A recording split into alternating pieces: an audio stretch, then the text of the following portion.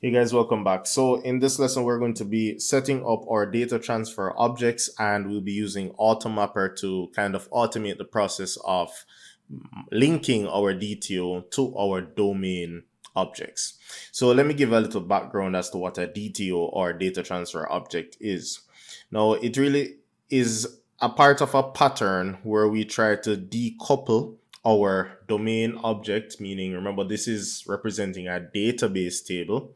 We try to decouple this from the user interaction. So we don't want users to be interacting directly with this class when they send and receive information through our API. So we have DTOs as kind of like a middle layer, which will enforce certain validations at the front end part. And we can do quite a few things, and it extends the flexibility. So we can use that to kind of sanitize the data before it actually gets over to our data class and by extension, our database. Now, AutoMapper is a library that will actually facilitate us creating what we call mappings to say that this DTO matches this data class. So let's firstly try to set up our data transfer object. So in our project, I'm going to create a new folder, and this folder, I'm just going to call it models. So DTOs are like models. So if you're used to using MVC or even Razor Pages or some other non.NET, but you're familiar with the word model, a DTO is just a fancy way of saying a model, but it's usually used in terms of APIs, right?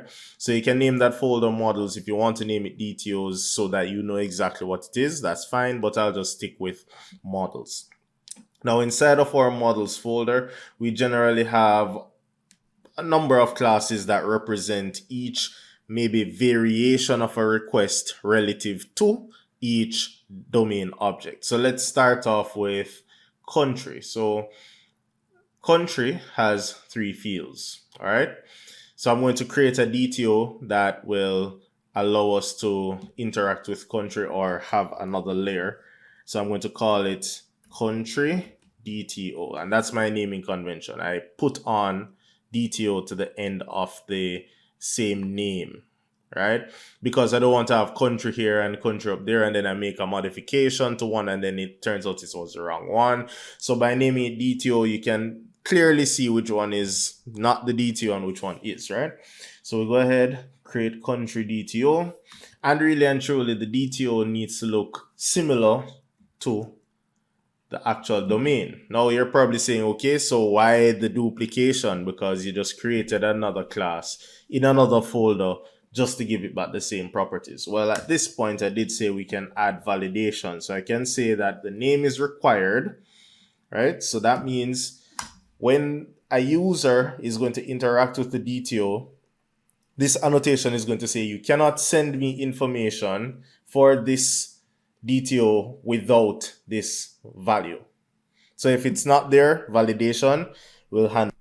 We can also stipulate other things like the string length, and then we can say maximum length is 150, or well, this is a country. So let's say no country should ever have a name longer than 50 characters long. I haven't done my research, but let's just work with 50, right? And if I wanted to give a specific error message, if this was violated, I can say error message is equal to country name is too long. So if this validation for the string length for name is violated, then this is the error message. So you can always annotate the DTO such that when the user is interacting with the DTO, we're handling certain things to make sure that we're not exceeding or going outside of the band of what we want our data quality to be. After they have successfully gone through this validation, then we will go ahead and do the mapping between the DTO and the country. So the principle is that the user will never see country, will never see the data class, and the database will never see the DTO. So users interact here, and then in the middle, we transfer the data from here to here, and then pass it on to the database. So other validations that we can add and I'll just add that to short name. Here, I'll say short name is also required, and the maximum length for the short name would be 2, right? And error message, short name or short country name. Let me say short country name cannot, yeah, it's too long, right? We can always mix and match and change these up. And there are other annotations that we can add along the way, but these two are the ones that I'll use right now for the DTO.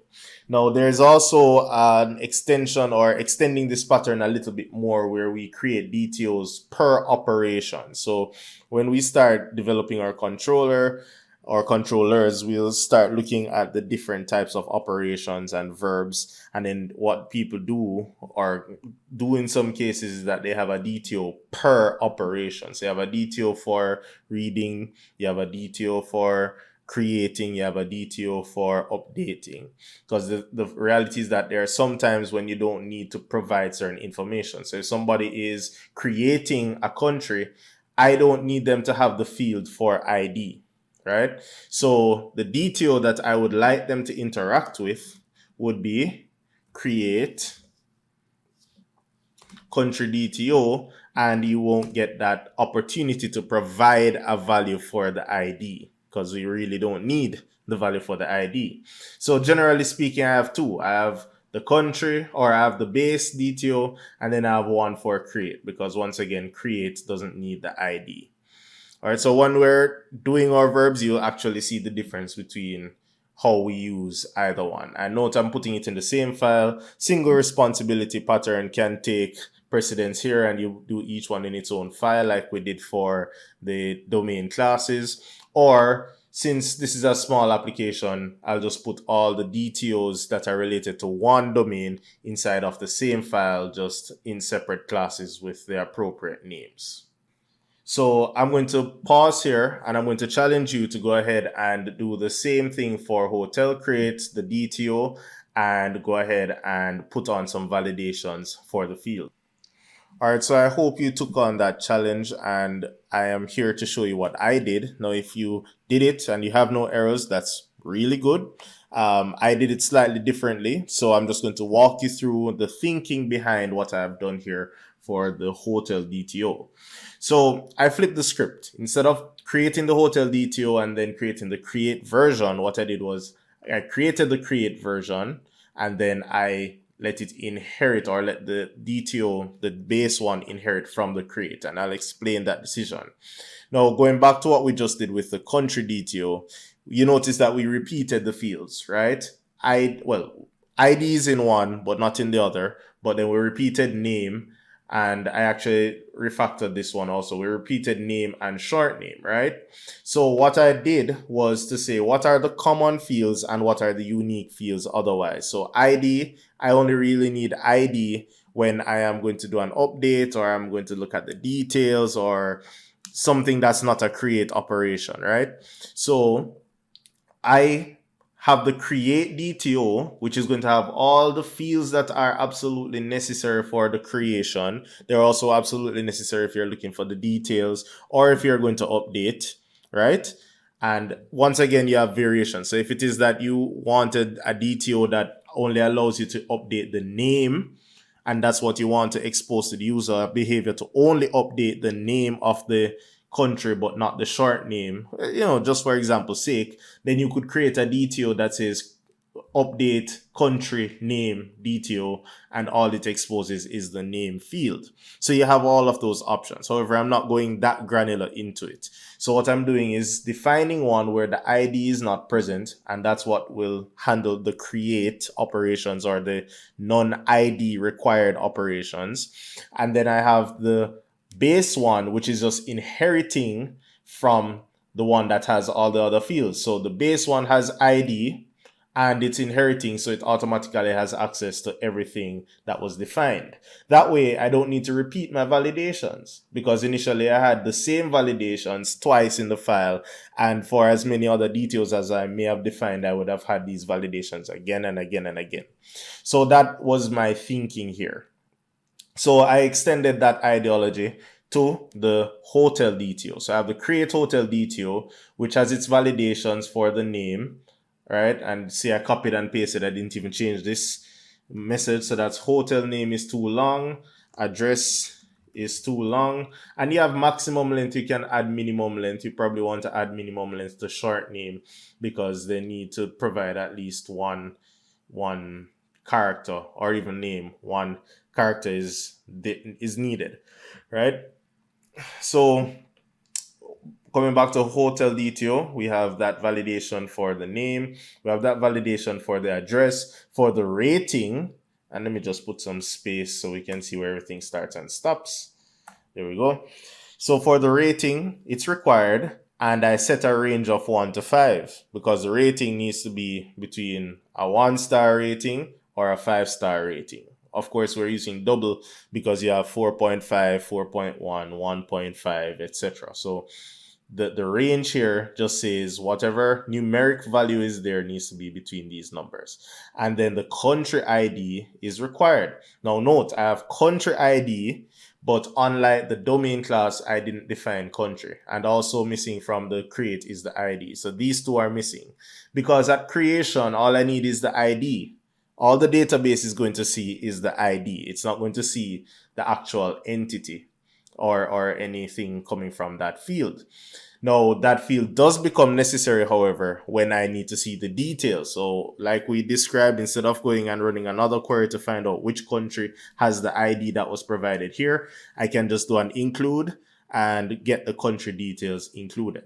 So that is why in the base DTO, and I don't like calling this one the base, usually inherit from the base. So when I say base, I just mean the one that is not necessarily as specific for an operation.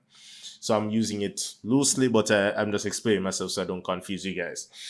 So hotel DTO is inheriting all the fields that were outlined in the create version of it, but then it includes the ID and it includes an object of type country DTO.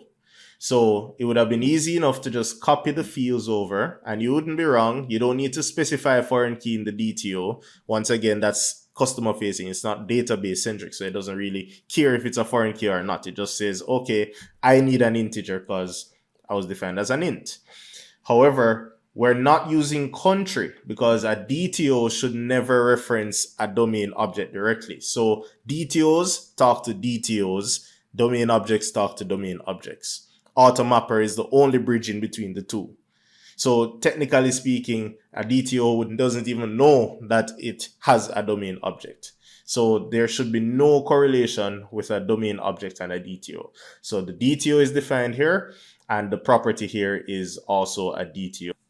So after all of this, I'm just going to do a build and see if there's anything out of place. And I have a successful build, so everything seems to know where it's supposed to be. I'm going to just add 2 more things and then we can go ahead and install and configure Automapper. Now, when we look for a country, it is sometimes easy to look for the country, or sometimes easier to look for the country and just see the details of all the hotels that are a part of this country.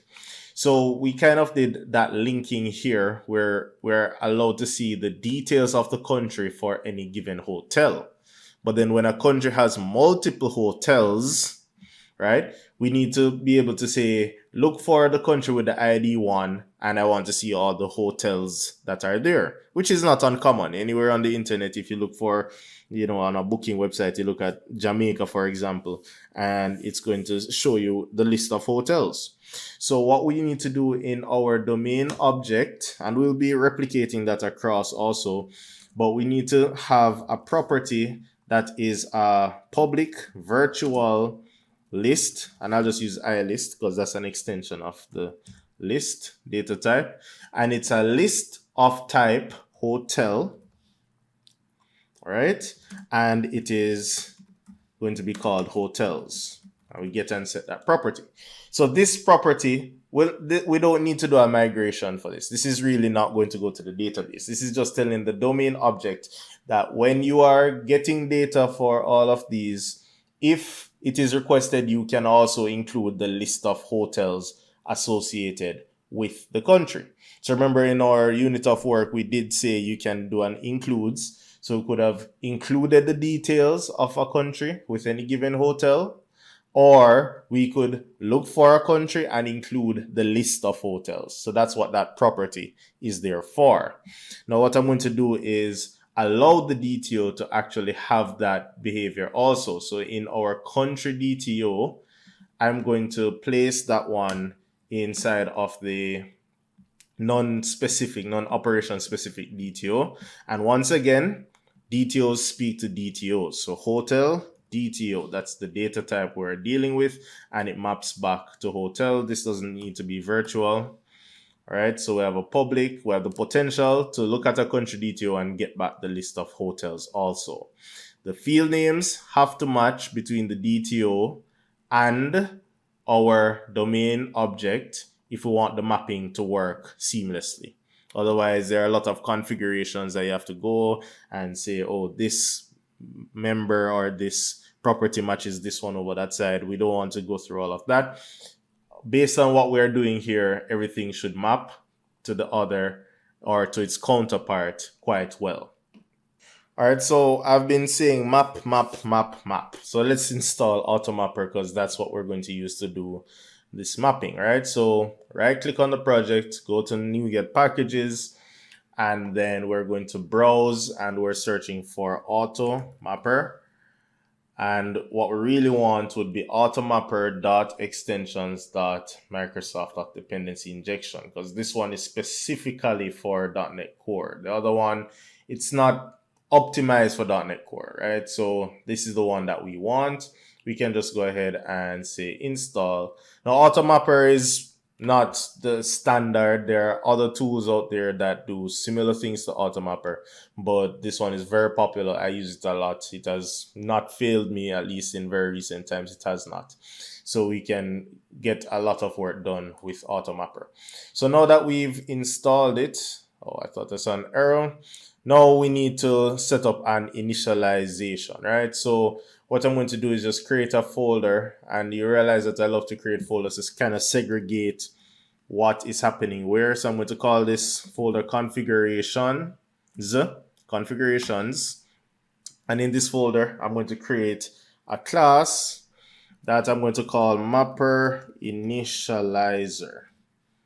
All right, so we have to create a little configuration class so that AutoMapper knows how it should behave and what it should pay attention to. So mapper initializer, and we're going to inherit from this class called profile. Now, once I do that, I need to include the using statement for AutoMapper, and then this allows me to create I need to create a constructor. So once it's called, it will do the initializations.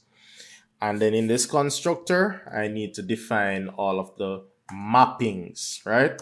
So in other words, I need to say that this domain class called country, and let me go ahead and include any missing library. There we go. Is going to map directly to country DTO. All right, and go ahead and include this.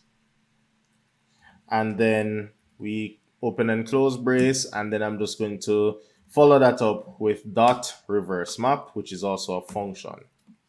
So this is saying that the country data class has a direct correlation, or the fields in country data class have a direct correlation to country DTO fields, and they go in either direction. All right. And then I'm going to want to do that for all of the DTOs that I have. So that's why I said you can get granular, but once you get granular, you have to make sure that you're covering the potential mappings, right? So country to create and country to country, and then hotel to hotel DTO, right? And then the same behavior or same treatment for the hotel to the create hotel DTO, right? So now that we have the mapper initializer set up, we need to now include it in the startup of our application. So we go to startup as usual, and then we're going to include a line, and I'll just include it right here underneath the add core. where I'm going to say services dot add auto mapper, and then this is going to require me to include something. Let me finish writing it out first. All right, there we go. So I need to include or have the using statement for automapper. There we go. So add automapper, and I'm going to say type of, and I'm going to pass in the data type associated with the mapper initializer. So I have mapper initial, get the spelling right, lizer. And then once again, include the missing reference, right? Include the using statement. And then once I do that, automapper is ready and ready to go. So when we're actually developing our endpoints, we'll actually see the power of the automapper and how the DTOs work and how everything relates to the data classes. But it's good to get these configurations out of the way from early. So one, you set the standard for your application, and two, later on, there's not as much rework that needs to be done because that standard has been set. You're maintaining that standard as your application gets bigger, and all of these things are already in place.